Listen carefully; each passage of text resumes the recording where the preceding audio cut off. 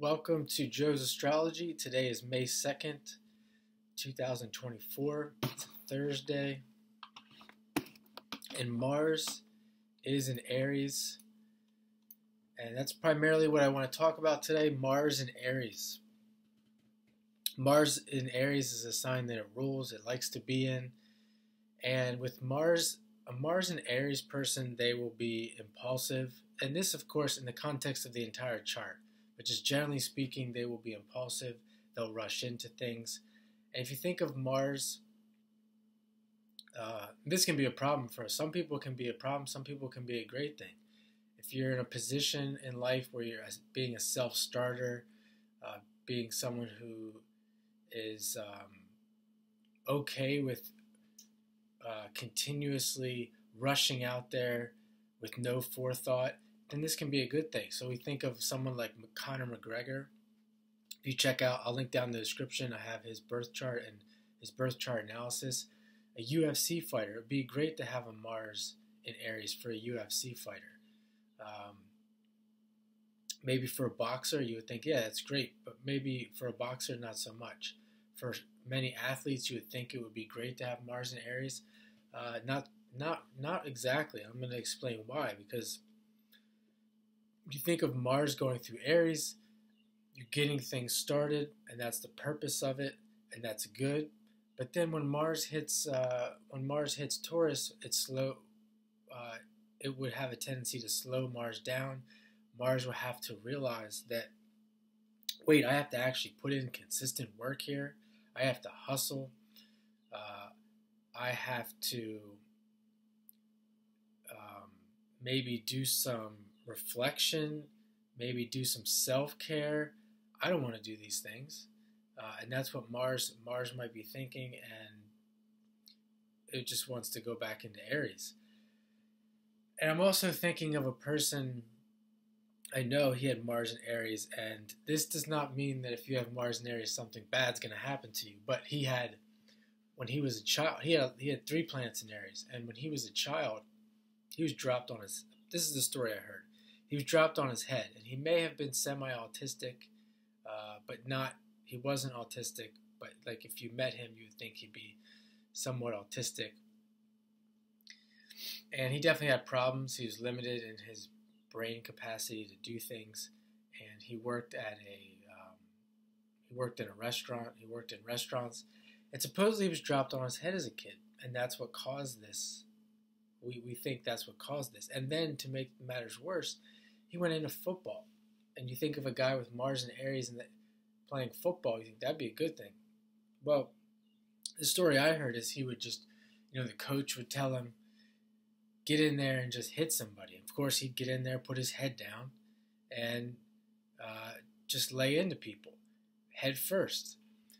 And you can use your imagination. This isn't good for the brain and for the head. And you think of Mars and Aries, Aries being the head, Mars being a malefic, something that can damage things, cut things. And here is this person who has Mars and Aries with damage to the head. So that was just a quick story with the different things you can see. I mean, you can even think with Conor McGregor having Mars and Aries. He's constantly taking blows to the head. And Mars and Aries could be, you think of a successful person, might be someone in business and sales. A lot of sales businesses, thinking like real estate.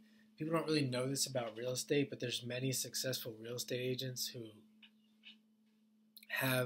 would have this quality, because that's something you need. You go out there and you're kind of an adventurer. You're digging into other people's business. Oh, are you trying to sell your house? I can help you. And then you don't leave them alone. You're just, especially if you have some Taurus in you too, because when you get into Taurus, then you're sticking with it. You're going to be stubborn about it. So you have that ability to go into the unknown, and you got to go quick. You can't really think about it. And they even teach that it's better to have someone who's considered a high D or a dominant person.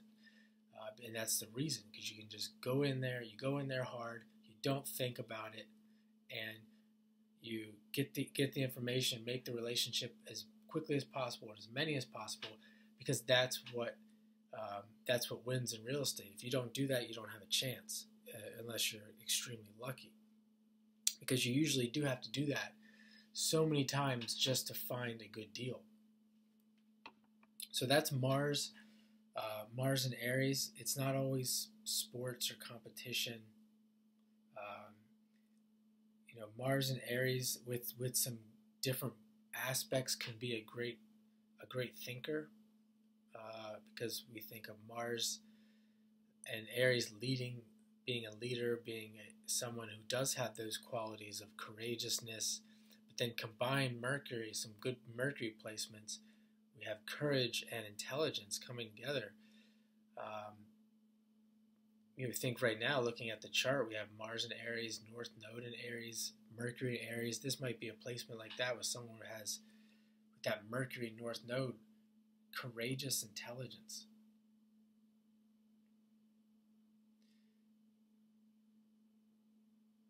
We still have that Venus in Taurus, which I did a couple of videos on. I'll link that down in the description.